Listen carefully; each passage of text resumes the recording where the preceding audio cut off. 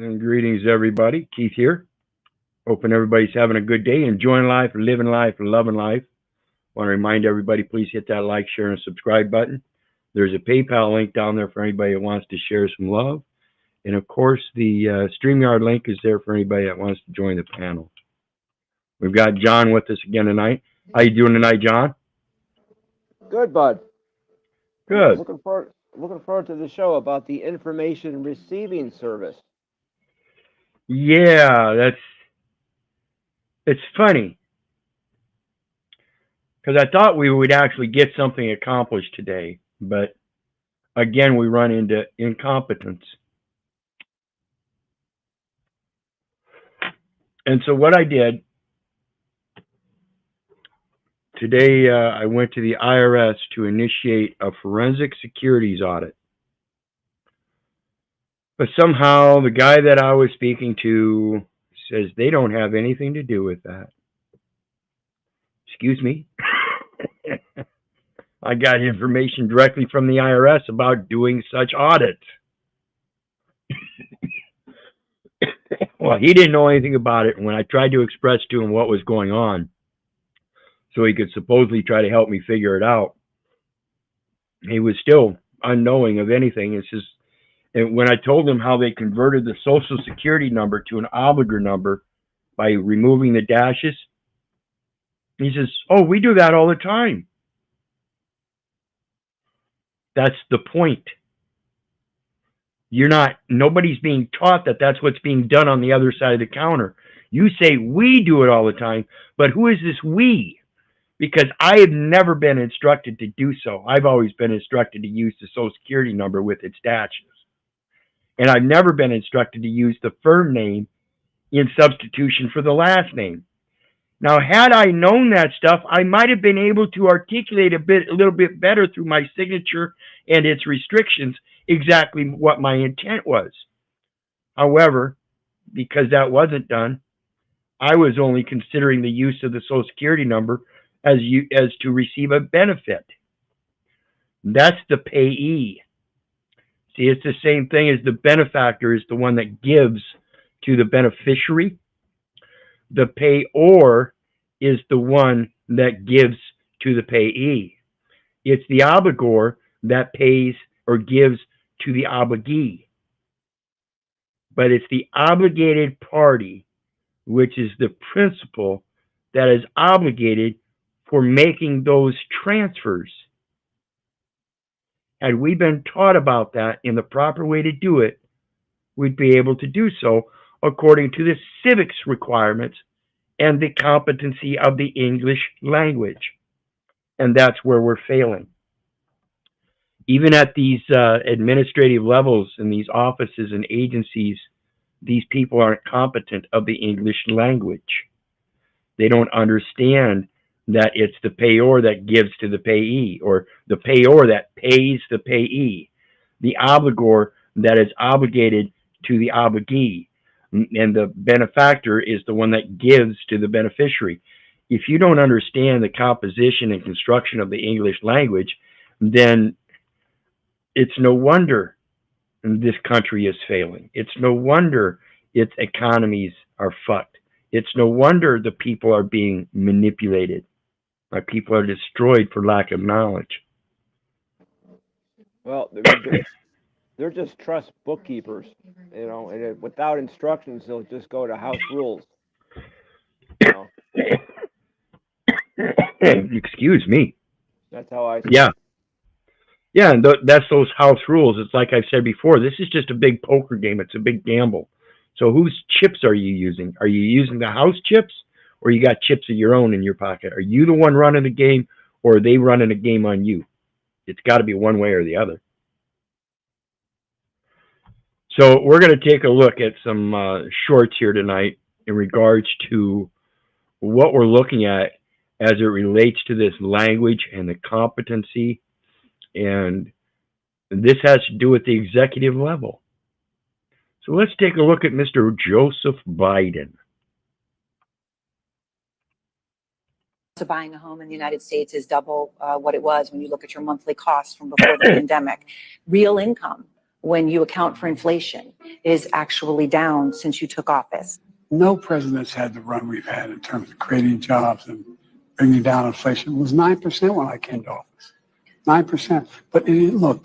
Inflation was actually 1.4% when Biden was sworn in, peaking at 9.1% in June 2022. Anyway. Really? The cost of buying a home in the United States is double what it was when you look at your monthly costs from before the pandemic. Real income, when you account for inflation, is actually down since you took office. No president's had the run we've had in terms of creating jobs and bringing down inflation. It was 9% when I came to office. Straight up lying, knowing that it's not so, and doing so anyway. This is pathetic. This is what we've got for national leaders.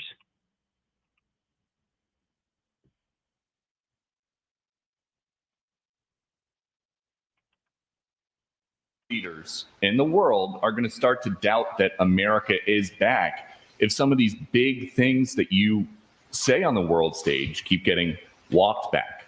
What's getting walked back? It made it sound like just in the last couple of days, it sounded like you told U.S. troops they were going to Ukraine. And you're going to see when you're there, some of you have been there, you're going to see women, young people stand in the middle in front of a damn tank. It sounded like you said it was possible the U.S. would use a chemical weapon. If chemical weapons were used in Ukraine, would that trigger a military response from NATO? It would trigger a response in kind. And a response in kind. So if they're going to use chemical weapons, the response in kind is to use chemical weapons in return. This is sickening, folks. It sounded like you were calling for regime change in Russia. For God's sake, this man cannot remain in power. And we know none of the three occurred. None of the three occurred. Yet exactly what he just stated is what Joe Biden actually said. This guy can't help himself from lying. And this is what we've got as an executive leader, for crying out loud. Trump, on the other hand,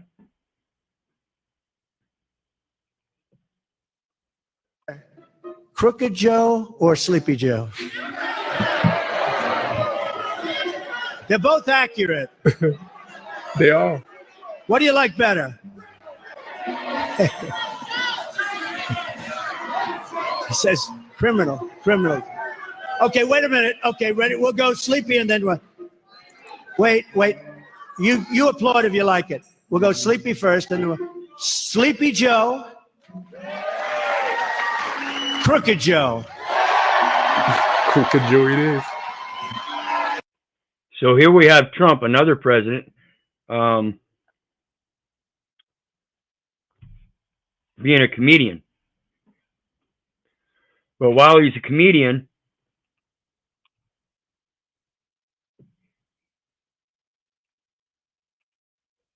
should be exonerated immediately. And first I asked her why she had sex with Trump. Listen to that, and then listen to what she says after that, and then we're going to talk about the trial, because it's quite at variance of what she said to me in 2018. Why did you Donald Trump? I have no idea. Okay, but you say it's not a Me Too case. It is not a Me Too case. I mean, I wasn't assaulted. I wasn't attacked or coerced or blackmailed. They tried to shove me in the Me Too box to further their own agenda. And first of all, I didn't want any part of that because it's not the truth, and I'm not a victim in that regard. That's not what she's saying now. He was bigger and blocking the way. It's all the Me Too buzzwords. She said there was an imbalance of power. She said she blacked out. Blacked out? She's a porn star. A porn star is used to having sex with people she does not know. That's the job. It's kind of like Stormy Bob Stormy.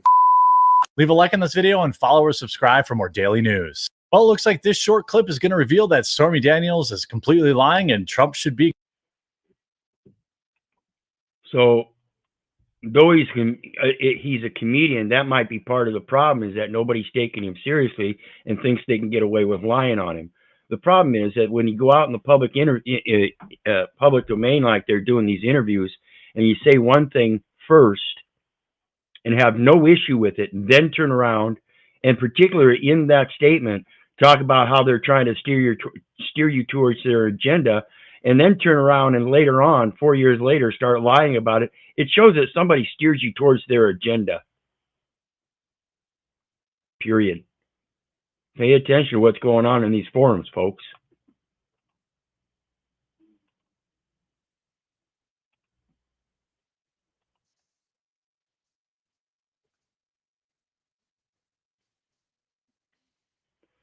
Oops.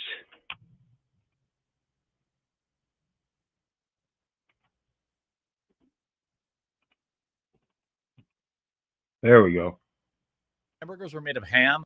And this goes to the stupidity of the people that are voting these kind of people into those such offices. Remember, folks, I've never registered to vote.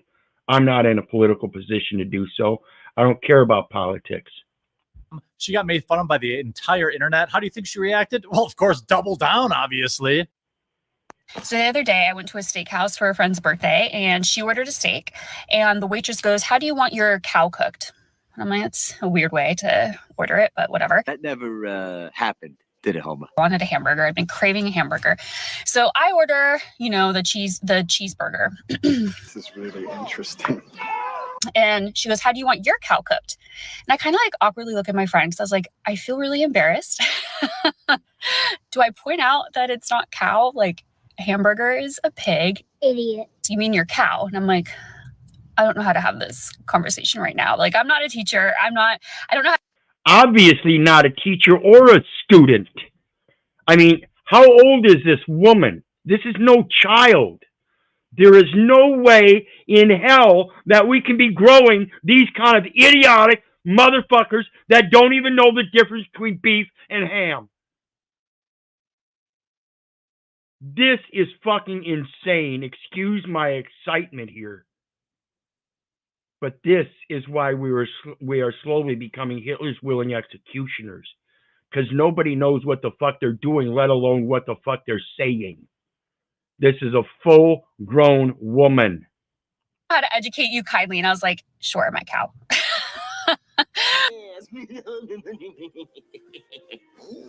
Make sure you leave a like on this video and you subscribe for more daily news. This woman thought hamburgers were made of ham. She got made fun of by the entire internet. How do you think she reacted? Well, of course, double down, obviously.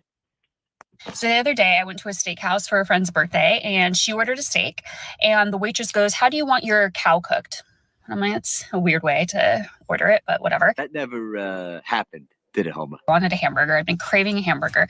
So I order, the cheeseburger. This is really interesting. And she goes, "How do you want your cow cooked?" And I kind of like awkwardly look at my friend because I was like, I feel really embarrassed. Do I point out that it's not cow? Like, hamburger is a pig. Idiot. You mean your cow? And I'm like, I don't know how to have this conversation right now. Like, I'm not a teacher. I don't know how to educate you kindly. And I was like, sure, my cow.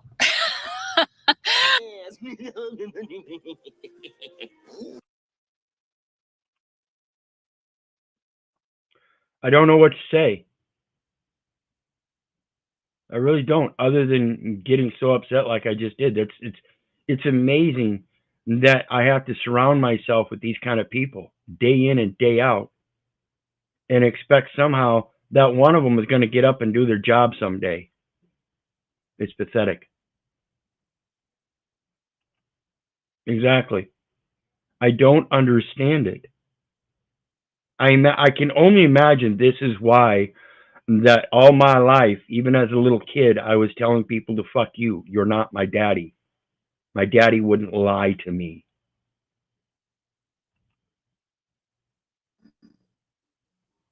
There he is. Oops. You with us, John? We lost you again. I think you clicked out of the wrong one. You'll have to come back again. So anyway, in the meantime, the link's down there for anybody who wants to join the panel. It's open topic, open discussion. Bring your own business if you want. Doesn't matter. But it's just, it's amazing what we have to go through in order to get these people to do their job. And that basically means we have to educate them. We have to educate them on what their own shit says. Everything's working on a presumption. And we're going to go ahead and kick John here. Unless you're there, John.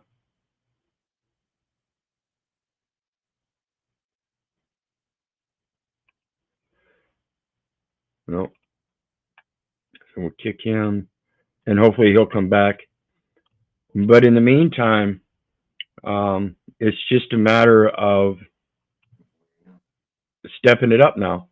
There he is. Welcome back, John. All right. I think I'm okay now. Okay.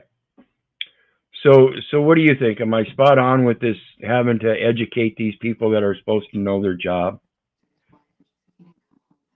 Well, see, we don't know their job, though. I mean, half the time they're making promises. The other half of the time they're making excuses. So I don't know if that's just their job to just talk. You know, no substance. Yeah, and that's right.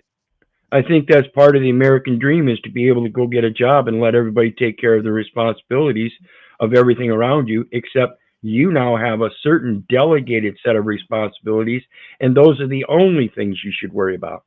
It's like the police. They're given certain things to do, and that's the only thing they're told to worry about, and let us take care of the legal stuff. It astounds me that they would do that for themselves, cover your own ass, cover each other's ass, but when it comes to the general population that they're actually obligated to, it's, oh well, you got to fend for yourself now. And that's the hardest situation to be in. Public education system that indoctrinates us doesn't teach us the proper English and doesn't teach us the proper civics, which are the two things that immigrants have to go through in order to become a, quote, United States citizen. And so the exception to them being a United States citizen as an immigrant here in the United States is the fact that they're disabled of the English language and the civics competencies. That's the very thing that's held against us as natives of this land that aren't taught the proper English and aren't taught civics. We're included in it as if though it does apply. Right. So we're like a no man's land on language. Correct. A diploma that says you're able to go out and speak what you know, but you really don't know anything because you've been taught babble. Greetings, Dean. Greetings. How you doing tonight, brother? I've been taught all kinds of stuff, and I still don't know shit. So I got that going for me. Exactly.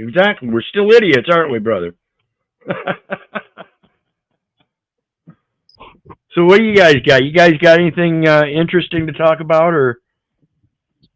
Well, I've made a claim, and I haven't heard back from these people, and I don't know if I'm supposed to give them like 60 days or what, but how long ago? Like you guys owe me just compensation here. Pay up. Yeah. You took my shit. It's pretty clear. They came back with this, this RCW says we need all this information. And my response was, yeah, you don't, because it's a Fifth Amendment thing that's above your RCWs, above your state constitution, above your state rules. And it just says just compensation. Where's my compensation for what you took? And I laid out everything they took. Yeah, and despite the fact that they say they need that information, I'm telling you, they already have all the information in their record that they need. First and foremost, yours was a foreclosure, right? They took the home? Well, that was part of it, yeah.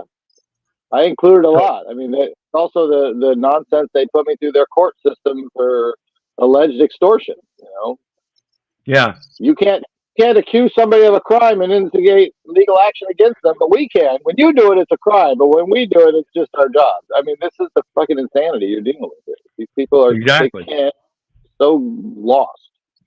Yeah, and so in that foreclosure, one of the elements is that they have absolutely no business records showing that you were performing commercially at that residence. So the only thing they have is the mail which is a change of address form that you filled out to go to that address. That's the Yeah, they only got contract. nothing.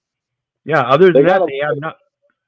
they got a lawyer who put shit on the record, which is not backed in any evidence at all, and he made this decision that he wasn't going to stop them stealing my home, like based on nothing. And yeah, that's what they do. Pretty crazy. Yep. So Crazy, anyway, yeah, man. I'm just trying to figure out that you and another had suggested that I do a declaratory judgment on that. I'm trying to figure out how to word that. Oh, yeah. To go up level, because I basically held the Supreme Court liable. That they're the ones who let all these bar guys go crazy, and I got a long list of those guys that are running all this stuff against me. So that's who's liable, as far as I'm concerned. Well, yeah, and that's holding them to their interest on the obligation. See, they're obligated for all debts, public and private. So when the state posed a debt and they came after you, they went after the wrong party. You are the obligee and not the principal. The state is the trustee under surety, and the federal government is the principal. They hold the principal obligation on the interest, and you are the real party in interest. That's the nexus.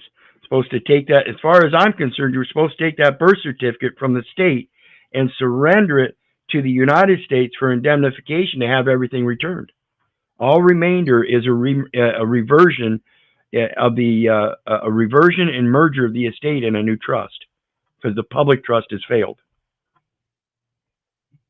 And that's what a settlement is. Settlement is when the beneficiary comes forth and settles the estate and collapses the trust. That settlement collapses that trust. Greetings, Iman. How you doing tonight? All is well, brother. Still pushing like everyone else. Hey to Dean and John. Still working through this. I'm not giving up. That's for sure. Yep, can't do it. Can't do it.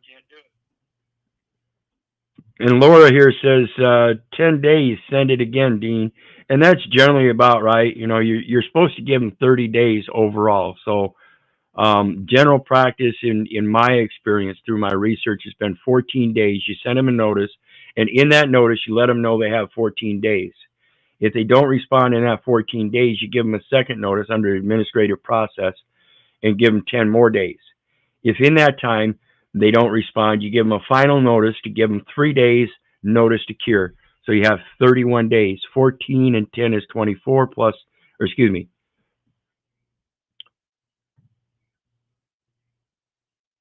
14 days, and then 10 is 24, and then 7 days.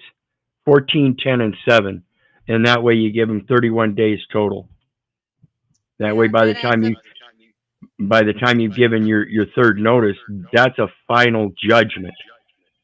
Right. That is added up. You are right. You are correct, brother. It is 31 when you added the 14, 10, and the 7.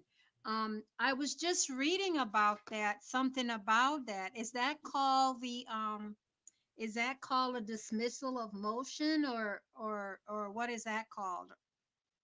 Because I was just reading it, where you have to give two different two notices, and then the third one. That's administrative process. 3 steps, administrative process. First notice is notice for relief. Second notice is for remedy. Third notice is for cure. 14, 10, and 7. Yeah, I'm way up beyond all those things. So But you know, when you're going after the highest court in the state, it's kind of hard to know. I guess to go federal, to go where next, especially if you're going after bar members, because they're going to be everywhere. So I got to get bar members to rule against other bar members. Well, and Laura puts down here, then it goes to the AG. Most certainly, the Attorney General is responsible for all the attorneys. So when the attorney at the local level refuses to do anything about it, you take it to the AG, the Attorney General, for failure to. This is 18 U.S.C. 4, misprision of felony. You gave them notice of a felony on that record. That's an unlawful taking under the 5th Amendment. Yeah, so that was the thing. First, I sent in my claim to risk management, who then sent it to the Attorney General's office because they have a division that deals with this kind of tort. Whatever, I let them do their thing, and then when I didn't hear from them in the first month, I sent another notice going, "Hey, you guys need some help. You need more information. What's going on here?" And in that notice, I did mention 18 U.S.C. 4. Don't want anybody to get in trouble for this. And of course, I did this shotgun blast CC to everybody, and that's probably why they're not talking to me, because now they all know they're liable. But again, that's gone through the General's office. I can't go to the Supreme Court because they're liable. That would be wrong. I mean, I got to go above all that. Well, that's 5 CFR 2635.10. Let's see here. 101. And that is a basic obligation of public service.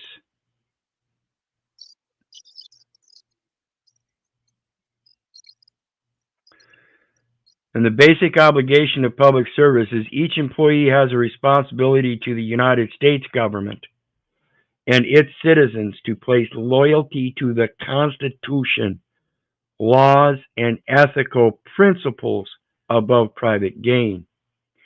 To ensure that every citizen has complete confidence in the integrity of the federal government, each employee shall respect and adhere to the principles of ethical conduct.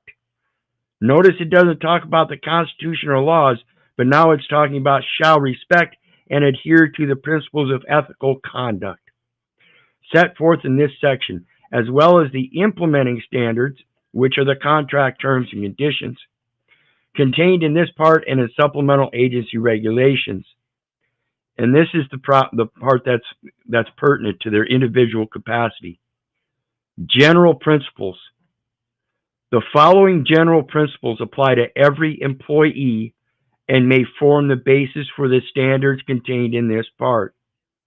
Where the situation is not covered by the standards set forth in this part, employees shall apply the principles set forth in this section in determining whether their conduct is proper.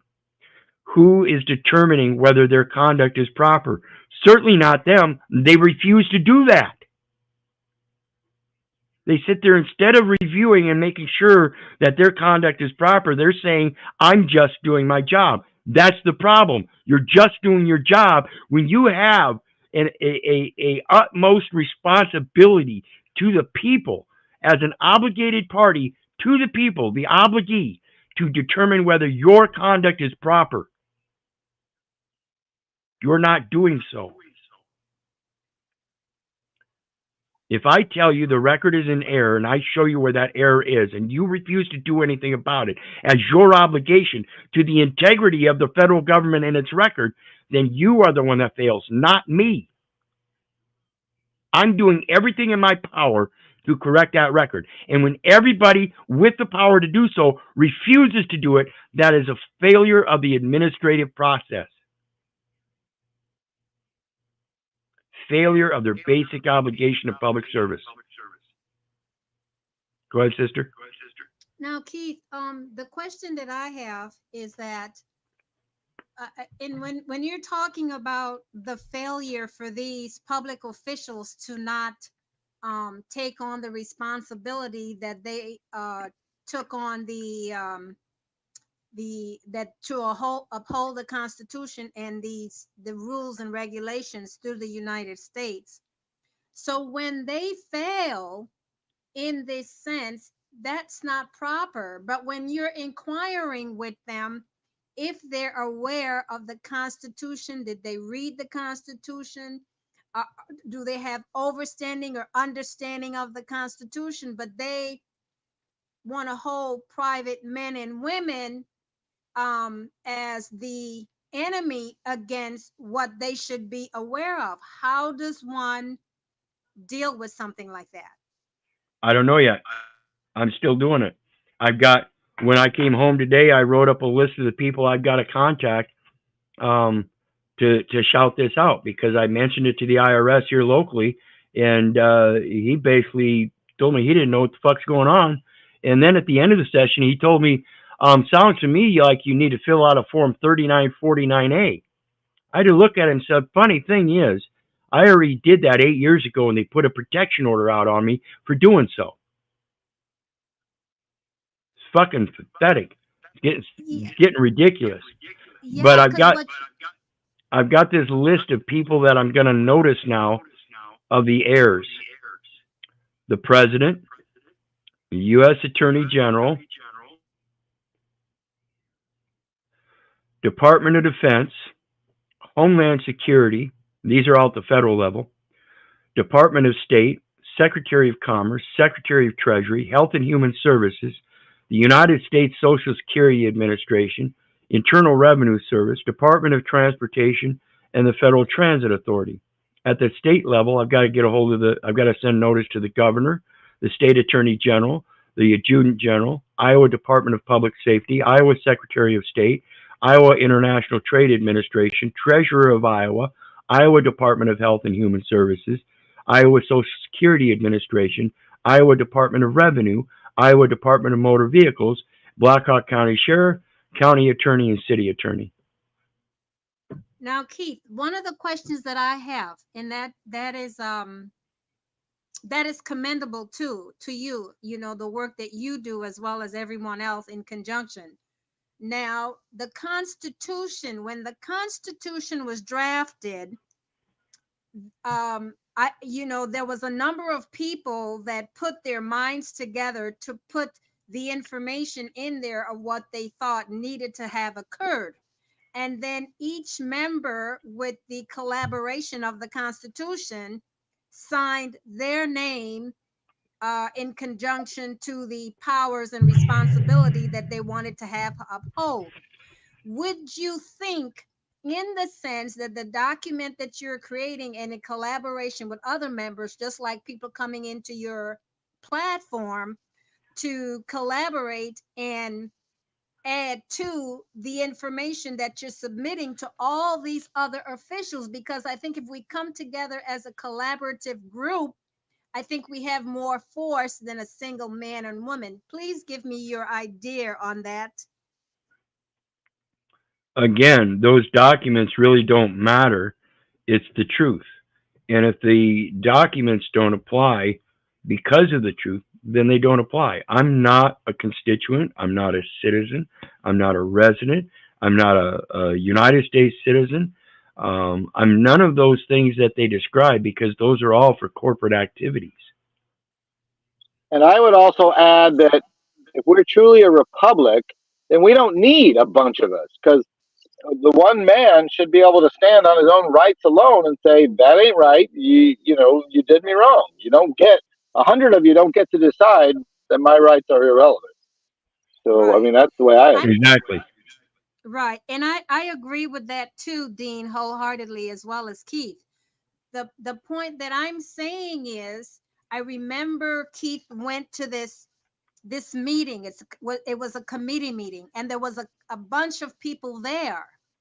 And to me, in collaboration, because they're looking towards change, to change everything considering to the republic, for me, this is just me, not anyone else's opinion but my own, is that people coming together in the group, you would think there would be some kind of a movement to show them, like, it's just not me by myself coming. We all are saying the same thing and showing you what your job performance is, what your duties are, because you all took the oath, to uphold what you are standing by. So that's my premise.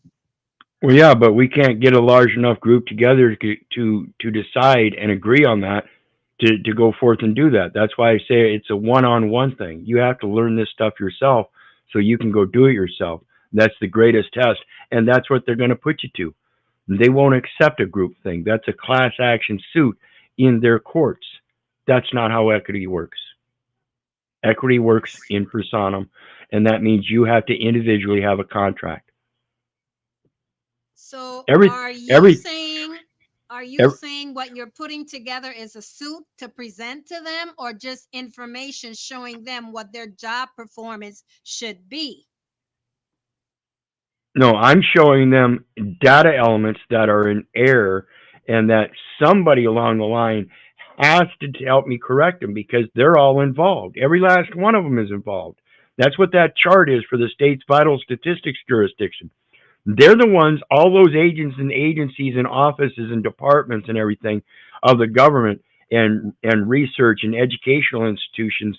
Those are the people that are using the data elements for their statistical research programs so that they can improve their programs. That's what they're using it for.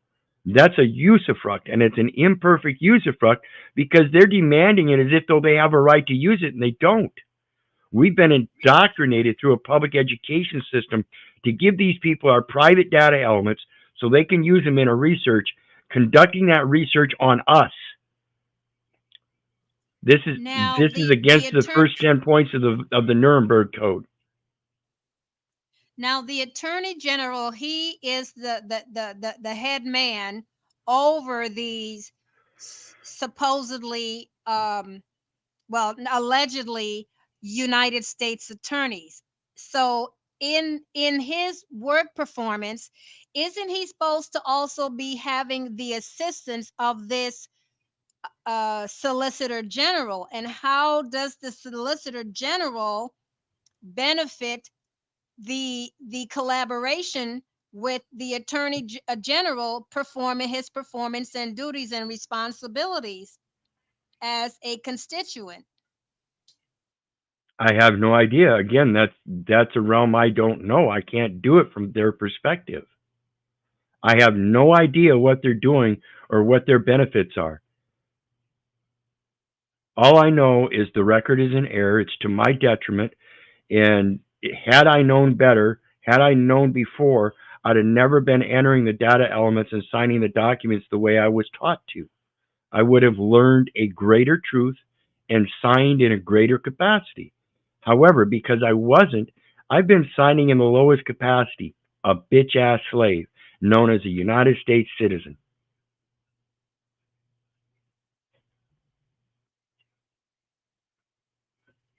Indeed, brother, because we know, again, these United States citizen is a United States business, which is located, as stated under UCC 9-307, the District of Columbia, Washington, which, you know know where I'm going with it. Yeah, well, and not only that, but let's look at the labor aspect. See, when they induce you into that signing of these documents in that kind of capacity through a United States citizenship and residency for labor, for employment purposes, that's 18 U.S.C. 1589, forced labor.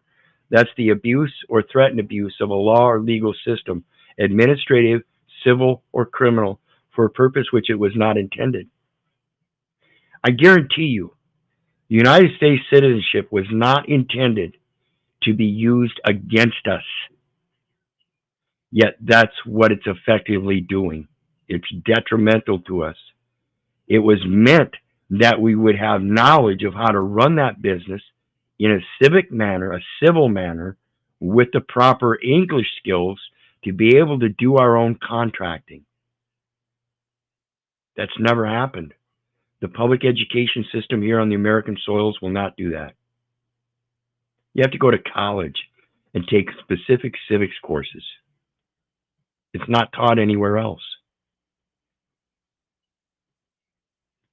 That's, again, if you think you have a powerful nation known as United States, think about the nationality first. It's not. The nationality is America, and that's for the entire continent.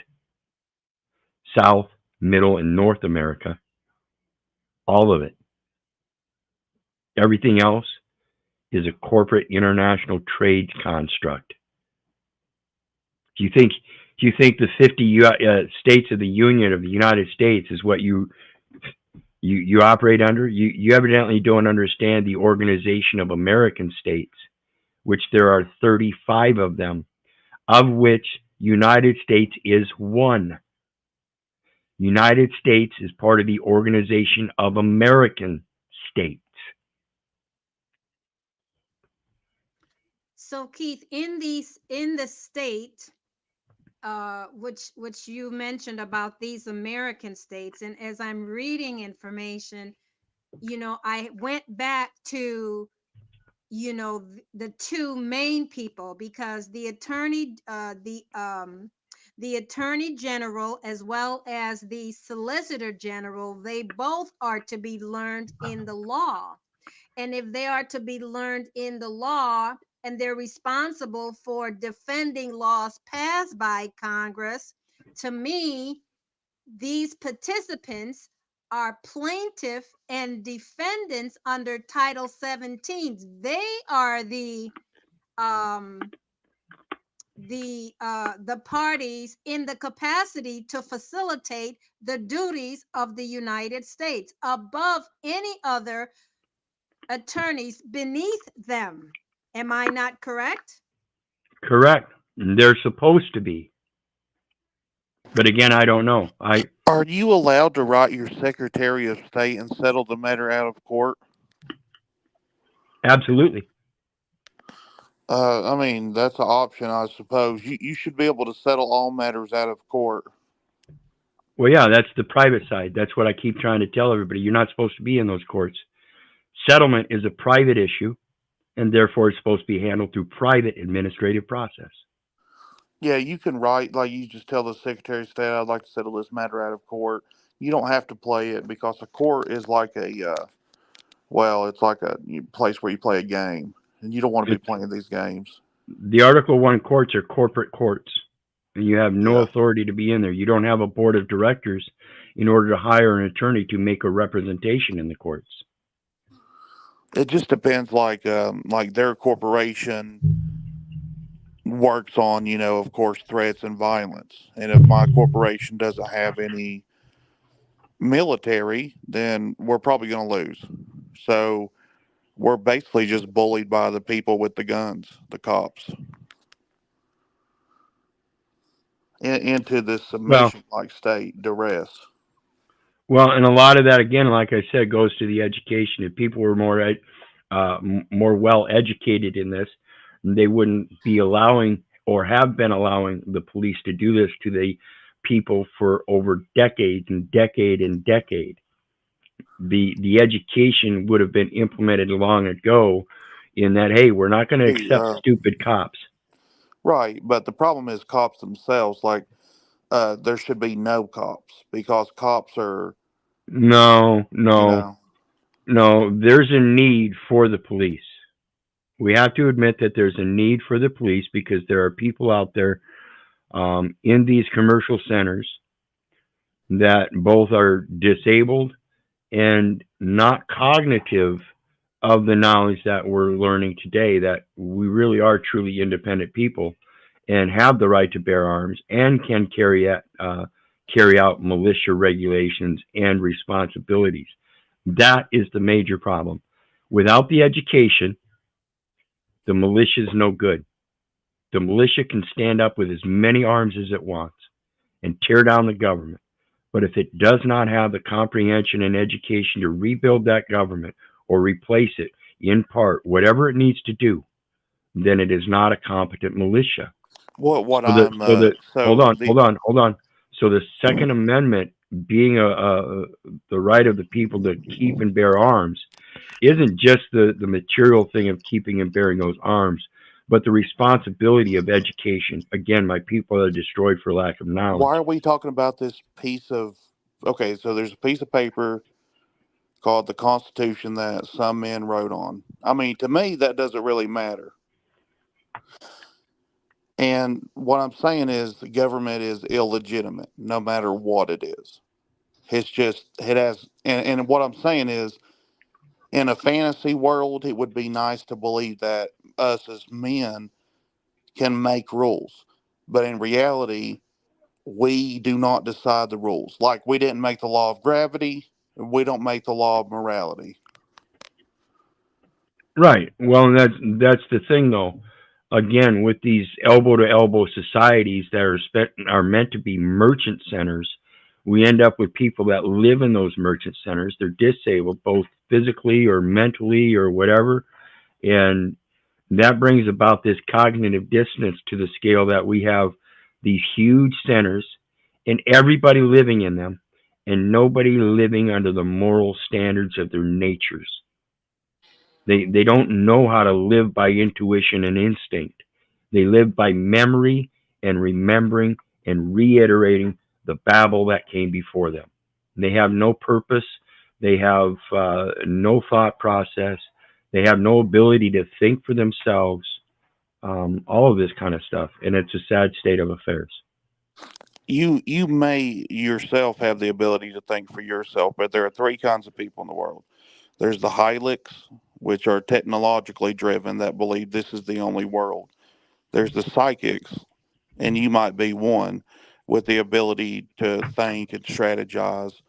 And then there's the pneumatics. And the pneumatics are the one that actually are perpetuating their own destiny. Yeah, it's a repeat of the same thing before. There's no advancement. There's no growth. There's no prosperity. It's just repeating the same thing redundantly. And that's not, again, if we think that comfort and convenience means we get to live the same lifestyle the rest of our life, that's our own fallacy. See, In order, reality hits in you order, in the face. It does, dude. in order to grow, we have to be able to change and adapt as the world changes and adapts. Most people refuse to do that. That's why we live in these homes for so long, and they always stay the same, and they're always been structured the same. It's time to get back to our nature and be able to travel around as we're meant to. That's what we have feet for, is so we can travel around. Yes, David. We should be living under God's law and make Babylon understand that we, the living souls, or what we, the living souls, are and how we are meant to be living.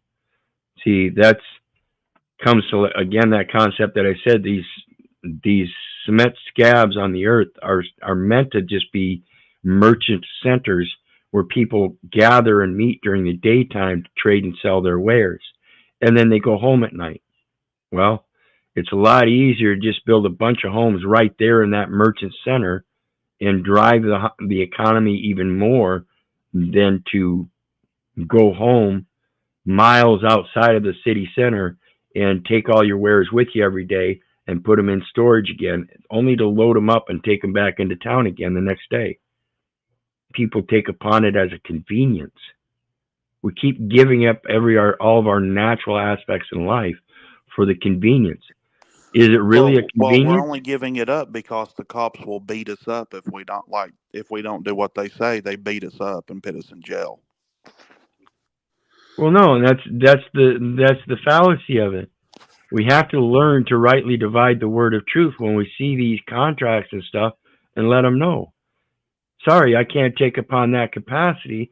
I'm not a citizen. I'm not a resident. I'm a diplomat. I mean, I understand that that's your religion and you're entitled. I wouldn't say that you're really entitled to it, but I know a lot of people have that religious belief system of government and authority. But if you really understand, listen. Wait a minute. Don't sit there and project that I have a religious belief system in the government. I don't. Well, to me, it seems like you believe that it's real. It is real, and it is needed, and it is necessary. It's there are not people. Real. There are people. Listen. There are people that need. Head. There are people that need governance, and those people need a real system Nobody to help. Needs a government. There is a government for a reason, and those people that need governance need that government to be real. The people that are mentally not competent. The people that are physically the people that are physically not competent. The people that are physically not competent need support. This is what they use in their very premise of their enforcement of the law, is the safety aspect. It's biblical, isn't it? I mean, there's stories in the Bible of people begging to be ruled. Good Samaritans, as well as you just mentioned, the people that begged for an earthly king because they could not believe. They had to have faith in something material. That's the idolization. That's let fools be fooled. If you want to live under an earthly king, then so be it. There are people that need it. They can't live any other way. In living that way, there are people like myself that don't live that way that can help them along to come out of her. Yes, it is scriptural. It's meant to be. What is done is what ought be done. There is nothing new under the sun. Period.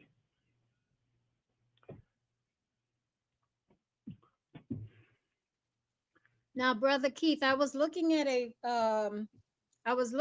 this code, and it was under 5 USC 7513, I believe it is. And there they were talking about, I believe it was an employee and an attorney or something like that. Can you pull that up for me so I can have more clarity? Because I believe they were talking about a representative capacity. What was the code? 5 U.S. Code 7513.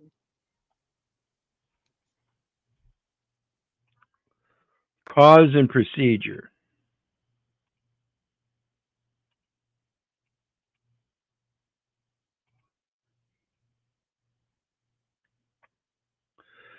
Under regulations prescribed by the Office of Personnel Management, an agency may take an action covered by this subchapter against an employee only for such cause as will promote the efficiency of the service. An employee against whom an action is proposed is entitled to at least 30 days advance written notice. Unless there is reasonable cause to believe the employee has committed a crime for which a sentence of prison may be imposed, stating the specific reasons for the proposed action. A reasonable time, but not less than 7 days, to answer orally and in writing, and to furnish affidavits and other documentary evidence in support of the answer. Be represented by an attorney or other representative, and a written decision and the specific reasons, therefore, at the earliest practicable date. So be represented by an attorney or other representative. An employee against whom an action is proposed is entitled, not required. Now, the reference part of that was under B3, 7513, B in parentheses, and 3 in parentheses, under E as in echo. That's where we're at. B3. Be represented by an attorney or other representative. You can present yourself knowing facts and hire an attorney to do the filing. Not as a representative, but for the filing. Or you can have your own facts, and other representative would be like a next friend, not an attorney. And that is still an entitlement. It's not a requirement. See, they can't say it's required. Does that make sense? Well, it does make sense, but what the note that I took, it said that they're supposed to be entitled to be represented by an attorney or other representative. An agency may allow, as an employee representative, an individual whose activity as representative would be cause a conflict of interest or position. And that's what it's all about. It's all a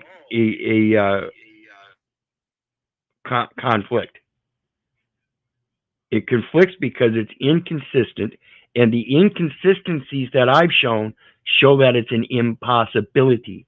I cannot, and you should not, nobody should be claiming I am a United States citizen. That is a blatant lie. Whether you're doing it intentionally or not, it is still a lie. It cannot be true. There is no birth registration in the United States, And if you are claiming that you are a United States citizen, I beg to differ. You cannot be a United States business. You may run a United States business, but you cannot be the United States business. It is an impossibility. You cannot identify as that pronoun.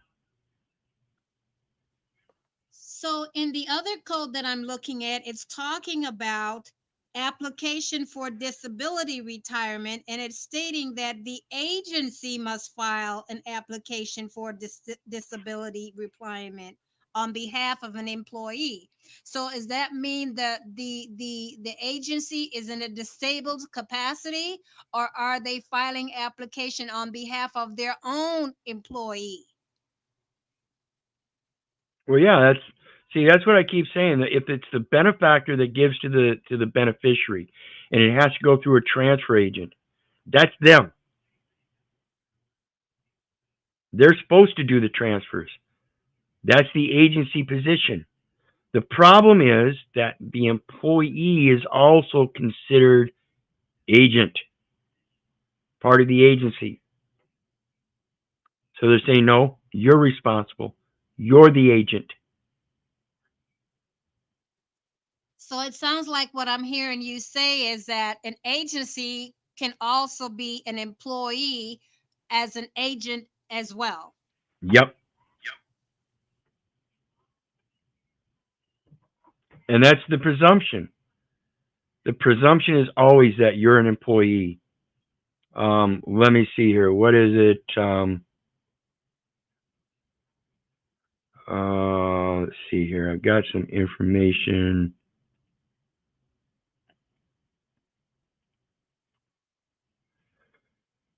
Pull it up. Okay, this is from CFR 1780.83. Bond transcript documents. Now, if you have a bond and it's certified, like I've been saying, there is supposed to be a handwritten statement of intent. That should be in the transcript.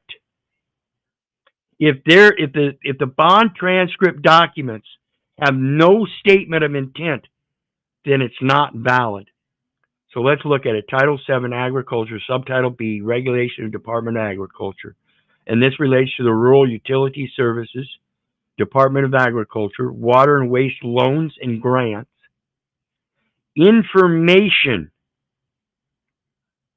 pertaining to preparation of notes or bonds and bond transcript documents for public body applicants.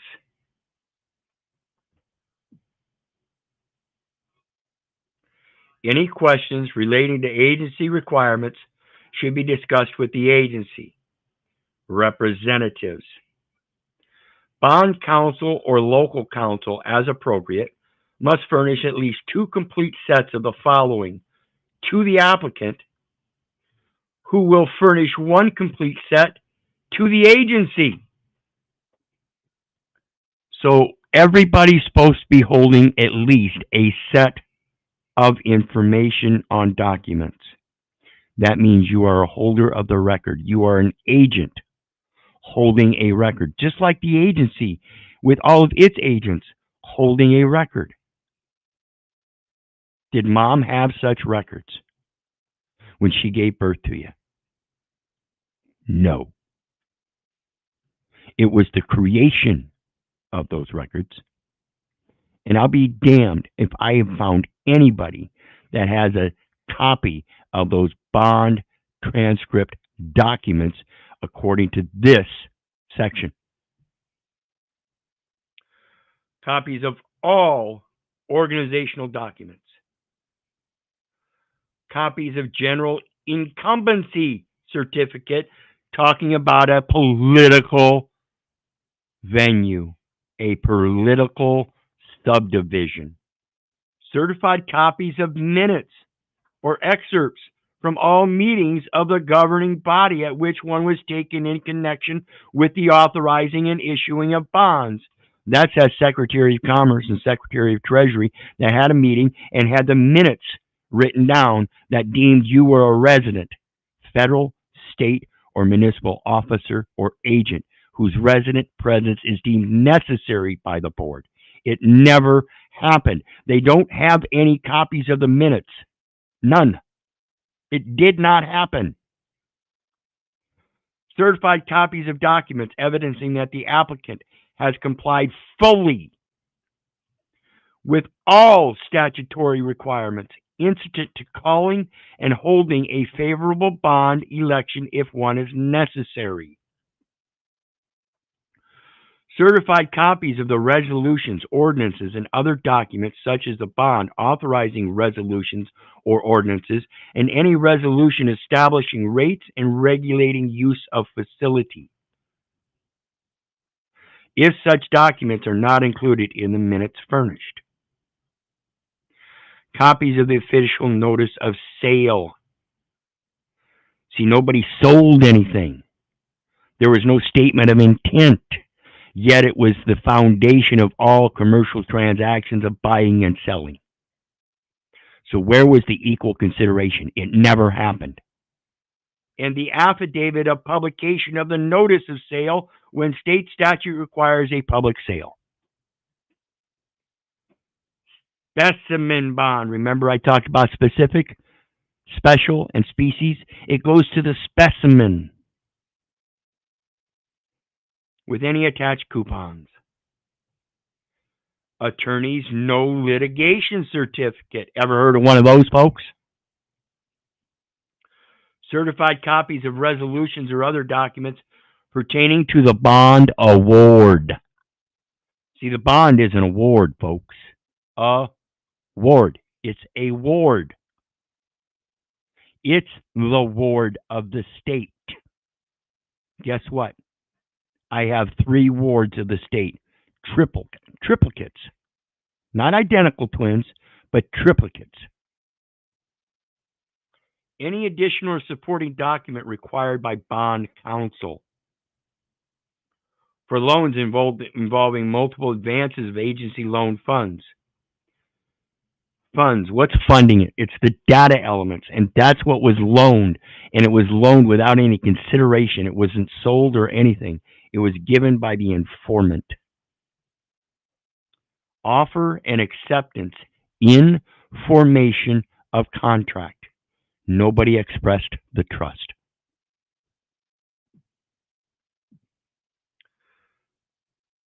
Final, unqualified approving opinion of bond counsel and preliminary approving opinion if required, or local counsel if no bond counsel is involved, including an opinion as to whether interest on bonds will be exempt from federal and state income taxes.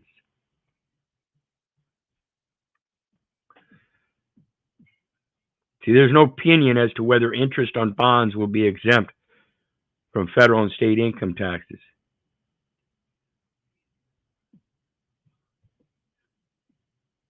There's an automatic interest on the obligation by the United States that cannot be avoided.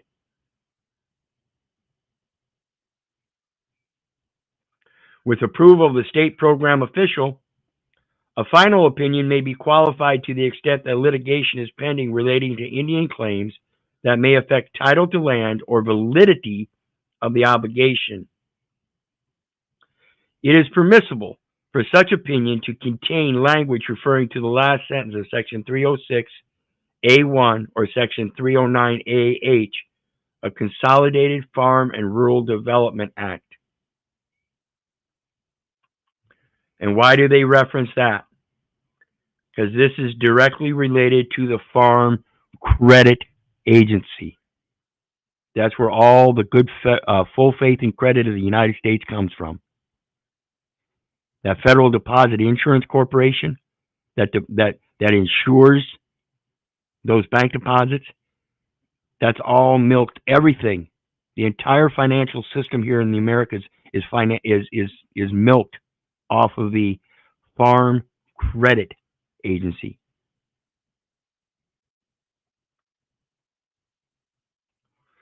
The next one.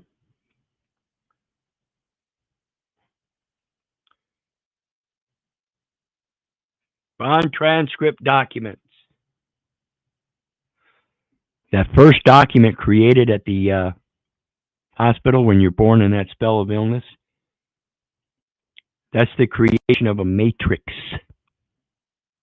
48 CFR 2152.370, use of matrix. Pre-contract provisions and contract clauses. Provision and clause matrix.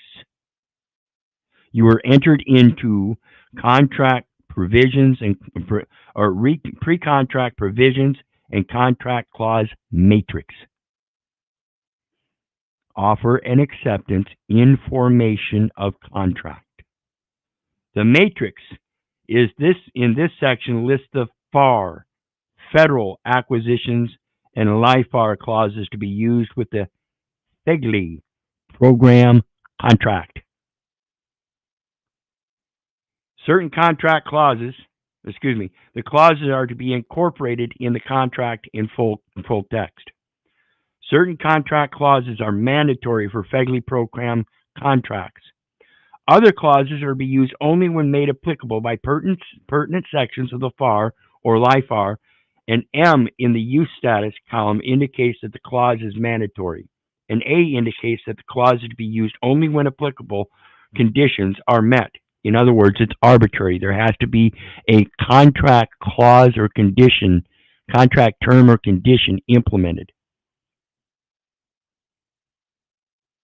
And it gives you a whole list of things. Misleading, deceptive, or unfair advertising. Taxpayer identification number. Limit on payments to influence certain federal transactions. Protecting the government's interest when subcontracting with contractors debarred, suspended, or proposed for debarment. Sorry, as a subcontractor of the government known as a United States business, I can't contract with the bar. I am barred. I am barred. Investment income. Certification regarding debarment, suspension, proposed debarment, and other responsibility matters. I imagine that would be the attorney thing again.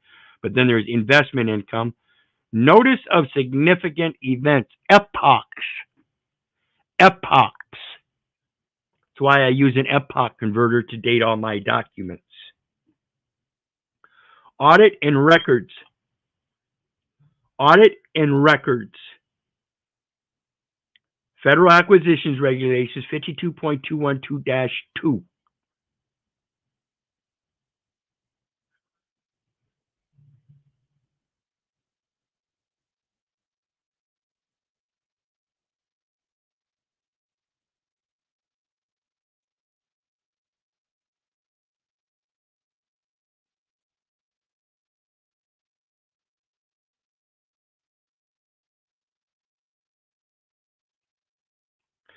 Your utility companies.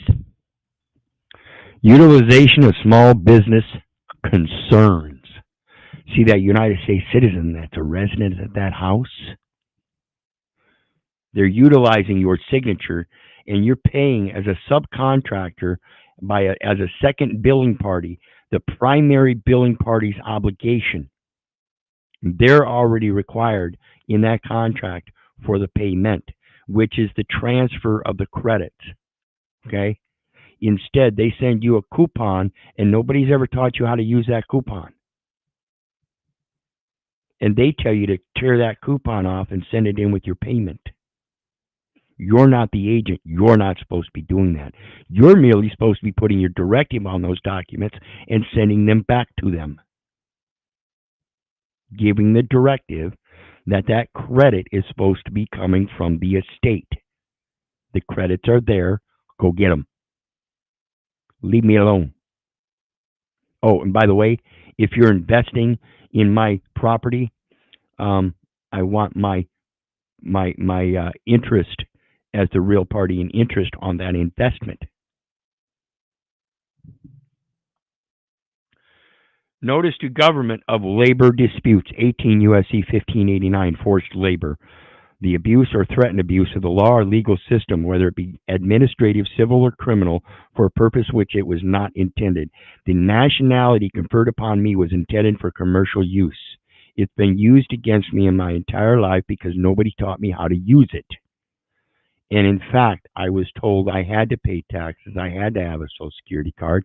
I had to go get a driver's license if I wanted to get back and forth from work because I had to have a job.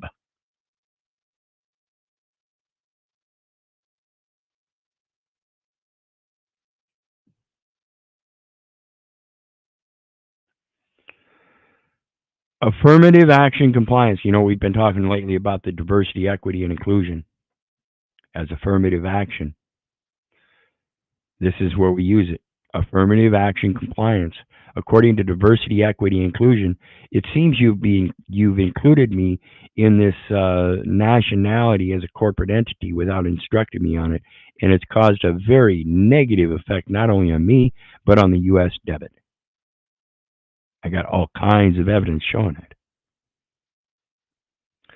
So, equity being a type of equality, a sort of equality, it would be equal consideration if I grab that document that's been mishandled at the state level and surrender it to the United States, who it's created a debt against, supposedly.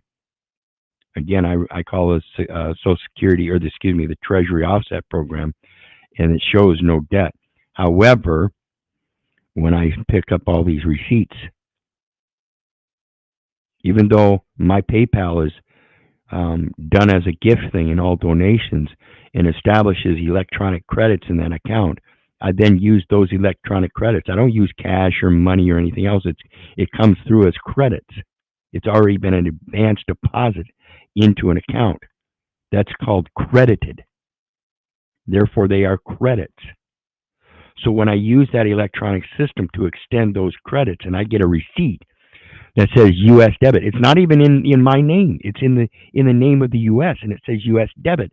That shows in that monetary system somewhere it is raising the debt of the United States, even though I used a card.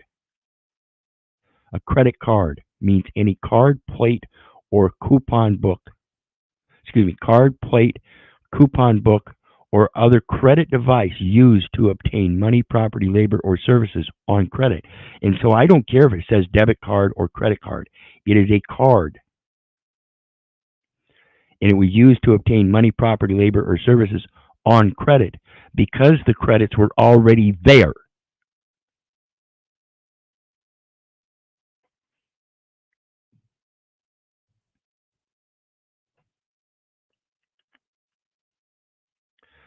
Confidentiality of records, authorization, and consent. See, this is what's missing. They don't have any authorization pursuant to a handwritten statement of intent that then gives consent for them to make that conversion of the given name and the surname to a legal name consisting of a first and last name. Notice and assistance regarding patent and copyright infringement.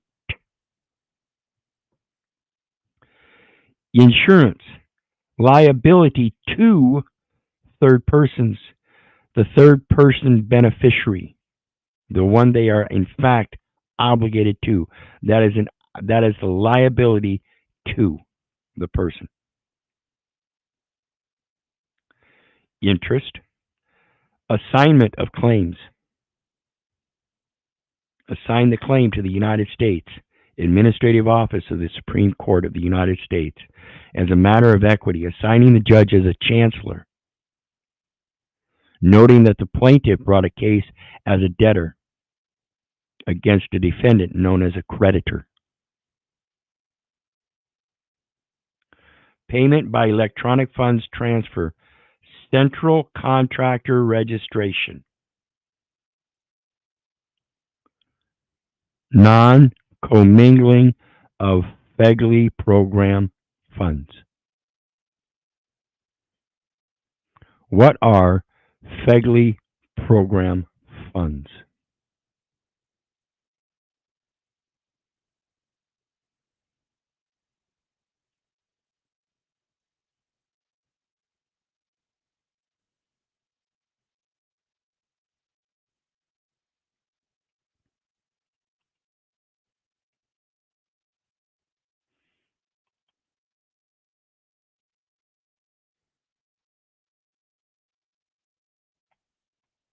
Okay. Begley, Federal Employee Group Life Insurance. Did you know that when you get that Social Security number assigned to that individual when you're born, that creates a record of a Federal Employee Group Life Insurance plan? Social Security, where that classification is a Medicare qualified government employee. And they take the private data elements, and that's what funds everything. That's commingling. That's the commingling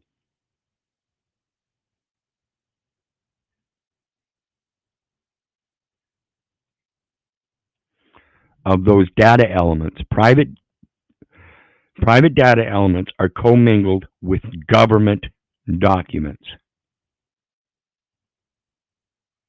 Again, it's the spell of illness. Inpatient hospital treatment. Mom went into the hospital in labor pains bearing a child in legacy heir. And instead of putting it down and heralding the great works of our Father which art in heaven, bringing in a new legacy heir, it was written down as a spell of illness, inpatient hospital treatment, and they were given a bill.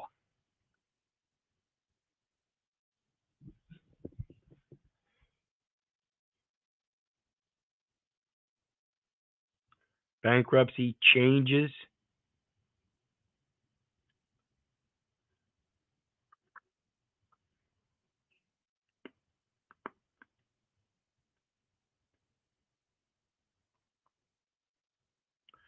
Renewal and terminations. Alterations in contract.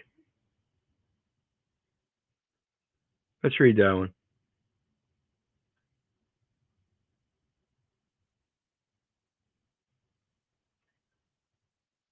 Yeah, they're talking about an authorized deviation. See, it's a conversion is what I've been calling it. And so now they call it a deviation. So they deviated the two hash marks in the Social Security number. Whenever any FAR or supplemental provision is used with an authorized deviation, the contracting officer shall identify it by the same number, title, and date assigned to the provision when it is used without deviation. So when I spoke to this IRS agent, he says, well, we use the Social Security number without dashes all the time. That's a deviation. That the contracting officer. They're the contracting officer. I'm the subcontractor. And that's the problem. They use it in a deviated manner, but don't ever tell us that it's a deviated, how they use it in a deviated manner, or why or what. Instead, they use it in a deviated manner and put the obligation on us. Sorry. If I'd have known of that deviation, if I'd have known of that conversion, I'd have never said so. I'd have never done what I did.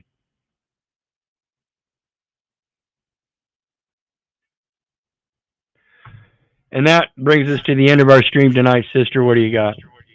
Well, the only other thing, Keith, that I'm thinking about as you were reading that, since everything is copywritten and, all these documents that they encourage us to place our data elements on, to me, it would seem that it would be all based on some type of patent.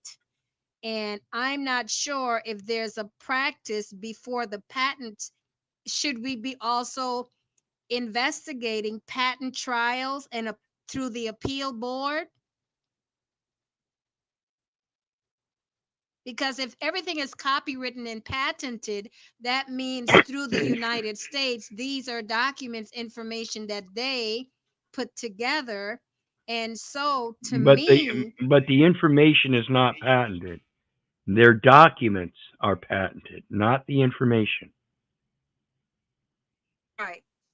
I am looking at the documents, not the information. So I'm thinking if they're utilizing the intellectual property and they're asking us to put our information on their copywritten document and is being utilized as their public record, then to me it would it would suffice that the information that they're getting from us on data elements putting into their record, then they can print out patent documentation, because it's going to be again reprinted on their copywritten paperwork. But again, they've trained you to give them data elements that they're looking for that they created. They've trained people to convert their own private information into public information before they even put it on a document. They've trained people that there is no given name or surname. They've trained them that there's a first name and last name. First, middle, last. It's been so redundantly imbibed into us that, or embedded into us through that public education system over the decades, that that's the only thing we know anymore. We don't know the given name and surname and the differences. So when we're giving them that information, it's still their information. We don't know how to clarify the difference. If you want the legal name, I'm sorry, I can't give it to you. You already have it. You created it, not me. Me, the given name was given by my mom and dad. It's not even mine. Look, I don't own it. It's not on me. It's a calling. You can write it down all you want to, but then it's still not on me. And the only way I can possess it is by owning the piece of paper or whatever it's written on. And then it's still not the name I own. It's the object I own. The language is so important to understand, folks. Like I said earlier on a different stream, when we think about that Genesis 2:7, God formed man of the dust of the ground. And when he breathed the breath of life into his nostrils, man became a living soul. What is a man versus a living soul? A man is a noun, a living soul is an adjective. Think about that, folks, and really dig into it and research what the language is doing, why you've been indoctrinated to use it the way you've been, and relearn how to use it correctly. And with that, we are out, folks. Go ahead, sister. One quick thing, Keith.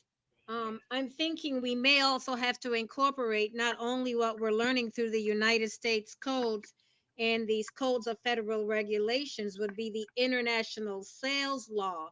And through the international sales law, I said, what is a place of business? And it says, although the term in English language version may be ambiguous, the term in French is tablissement. And then in Spanish, I can't pronounce it. It's but it's under the initial would be C like in cat, I is in India, S is in Sam, and G. And again, is pertaining to sales of goods. So we may have to incorporate those things within the codes that we are learning to understand how we're being indoctrinated to and be induced to participate in realms that that we're not considered to be participating in. Right, and that's the contract on the international sale of goods, CISG. That goes right along with those Incoterms, international commercial terms. So John and I were talking about a couple nights ago. But anyway, with that, we are at the end of tonight's stream. I want to thank everybody for your support once again. Please hit that like, share, and subscribe button. Please show some love with sharing that sharing some love with that PayPal link. Every little bit is appreciated. And of course, you guys know me. I love you, but I don't give a rat's ass whether you love me back. And that's to say, I don't care if you hate me. I don't care if you don't respect me. That's on you. So may God bless you and have a good night. Bye now.